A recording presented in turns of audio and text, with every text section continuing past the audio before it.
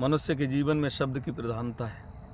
शब्द प्राथमिक है, शब्द सर्वाधिक है और प्रत्येक एक्टिविटी की आधारशिला है।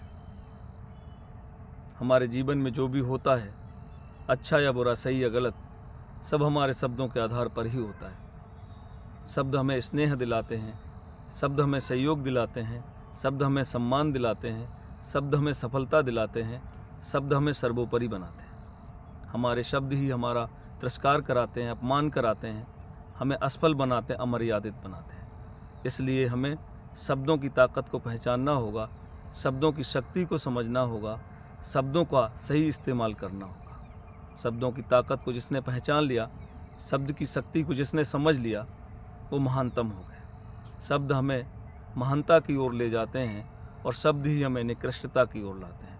हमें शब्दों का जो स्वरूप है वो पहचानना होगा, शब्दों की शक्ति को समझना होगा।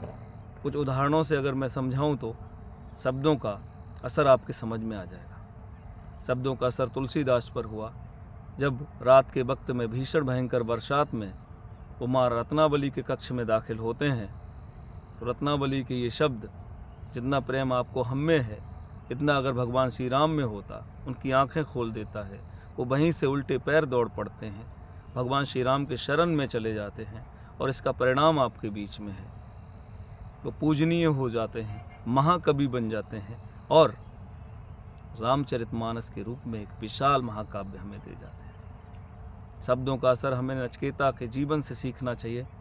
जब उसके पिता उससे कहते हैं, जा तुझे मैं यमराज को सौंपता हूँ, उस पर ऐसा असर होता है शब्दों का, ऐसा प्रभाव पड़ता है, फिर वो वापस मुड़कर नहीं देखता जब तक ईश्वर प्राप्ति नहीं कर लेता, जब तक ईश्वर को नहीं अपना बना लेता। शब्दों का असर हमें महाभारत में देखने को मिलता है।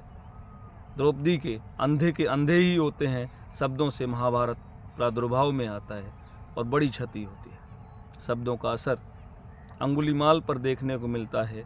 गौतम बुद्ध जी जब उससे एक पत्ता तोड़वाते हैं और कहते हैं अब इसे जोड़ दीजिए, उसके दिमाग में ऐसा कॉन्ट्रडिक्शन पैदा होता है, ऐसा संघर्ष पैदा होता है, सिर पकड़ के वहीं बैठ जाता है और फिर वो उनका सबसे प्रिय शिष्य बन जाता है। शब्दों का उदाहरण देने के लिए हमारे पास, आपके पास तमाम ऐसे एग्जाम्पल्स मिल जाएंगे जो शब्द की महत्ता को समझा सकते हैं। मेरा कहना और आग्रह यही है, जिन लोगों ने अपने शब्दों का चयन ठीक कर लिया, अपनी शब्दावली ठीक कर ली, वो अर्श पर हैं, और जिन लोगों ने अपने शब्दों में गड़बड़ी कर दी, वो अमर्यादित हो गए, असफल हो गए, चीज़ें ठीक से नहीं कर पाए। मेरा निवेदन रहेगा, आपसे आग्रह रहेगा, अगर जीवन में आप सही से तरक्की करना चाहते हैं, इसे सही मेंशन करना चाहते हैं, तो अपने शब्दों को पहचानिए, उनका भावार्थ समझिए, उन्हें सही इस्तेमाल करिए, इसके बाद प्रयोग में लाइए। मैं दावे के साथ कह सकता हूँ, जिन लोगों की शब्दावली ठीक रहेगी, उन लोगों को सफल होने से कोई रोक नहीं सकता। सफलता उनके कदमों में होगी, सम्मान उनके कदमों में होगा, समर्थन उन्हें मिलेगा, वो सर्वोपरि होंगे। साथियों, हमारे आज के वीडियो से सीख लीजिए। हमारे साथ जुड़े रहने के लिए धन्यवाद। अपना प्रेम और स्नेह बनाए रखिए।